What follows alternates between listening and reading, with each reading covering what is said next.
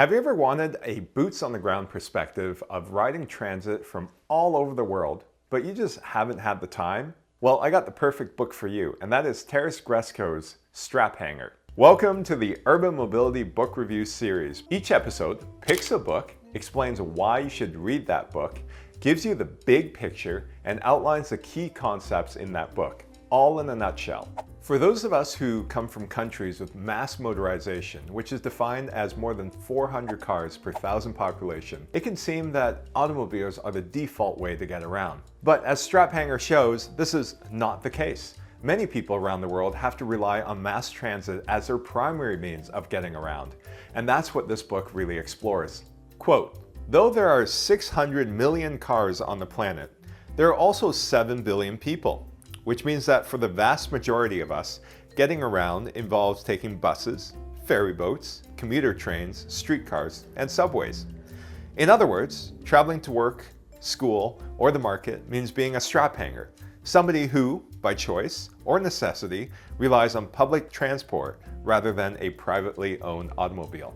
End quote. What I find so interesting about this book is that Taras Grescoe puts us in the passenger seat of different transport modes, and in doing so takes us around the world to discover the history of the different transit networks. While the author is primarily a writer and not a transport policymaker or transport planner, his on-the-ground style and relatable prose allow the reader to feel like they are immersed in the local transportation system, whether it be in New York, Copenhagen, or London. You know, urban planners have a really tough job as our cities get bigger and bigger. And one of these jobs is to find effective ways of moving large amounts of people. This was not a problem before the invention of the bicycle or railway, which, quote, would revolutionize the shape of cities. For the first couple of millennia of urban history, the size of cities have been limited by the distance a person could conveniently cover on foot or horseback. Even Rome, whose population reached 1 million by the end of the Republic, was little more than 3 miles across.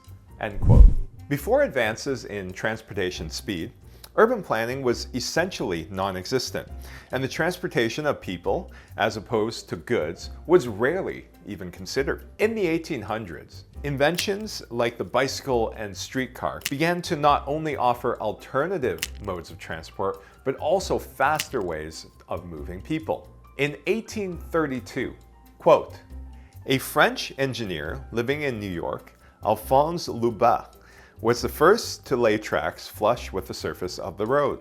Returning to Paris in 1853, he set up a trial run of his, quote, American railroad, end quote, the first of its kind in Europe," end quote.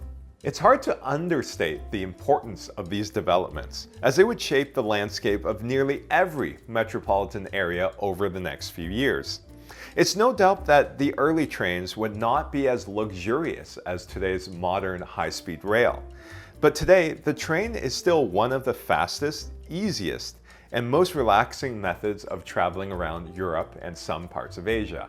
In Paris, for example, quote, "Once they are on line 4, it is a short ride to any one of Paris's major stations, and from there, high-speed rails radiate out to London and Amsterdam, Marseille, and Berlin," end quote.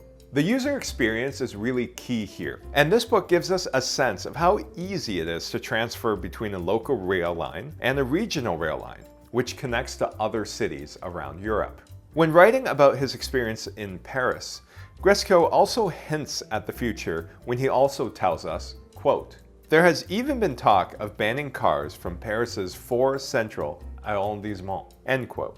In 2011, when Straphanger was written, this was not a very particularly well-received idea.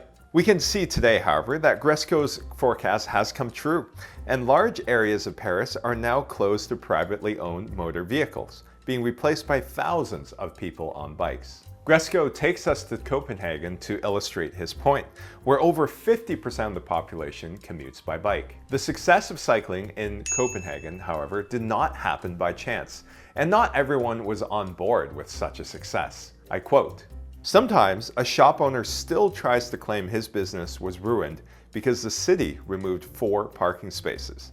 But now, there are 6,000 more people passing your shop than there was 5 years ago," end quote. While there is still opposition to some of the changes being made by the government, it is hard to refute that cycling is incredibly popular in Copenhagen and will remain so for the near future. After all, quote, initiating the virtuous cycle of municipal transformation might be as simple as what the Happy Danes have been doing for a while now, hopping on a bike and starting to pedal. While this book's title, Straphanger, is ostensibly about the experience of riding transit, you can see as you go through the chapters that he is actually talking about all modes of transportation and how to utilize those different modes in their respective places to make cities a better place to be. And that's Straphanger by Taras Grescoe. Thank you so much for joining us on this episode of the Urban Mobility Book Review series. And for more books to fill out your bookshelf, hit the subscribe button and ring that bell.